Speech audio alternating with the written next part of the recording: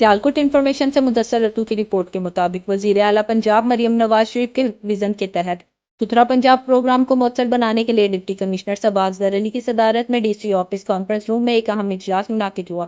اجلاس میں صفائی کے نظام کو جدید خطوط پر بہتر بنانے اور ویسٹ مینجمنٹ کو منظم بنانے پر مشاورت کی گئی۔ اراکین اسمبلی چودھری ارمغان سبحانی، منشا اللہ بٹ، نیلسن عظیم سمیت متعدد نمائندوں اور متعلقہ اداروں کے افسران نے شرکت کی۔ ڈپٹی کمشنر نے کہا، ستھرا پنجاب صرف حکومتی اقدام نہیں بلکہ ایک معاشرتی تحریک ہے جس کی کامیابی میں عوام اور اداروں کا مشترکہ اہم کردار ہے۔ اجلاس میں ہر یونین کونسل میں عارضی کلیکشن پوائنٹ اور کچرا پروسیسنگ یونٹ نصب کرنے کا فیصلہ کیا گیا۔ آخر میں تمام شرکاء نے پروگرام کی کامیابی کے لیے مکمل تعاون کا یقین دلایا۔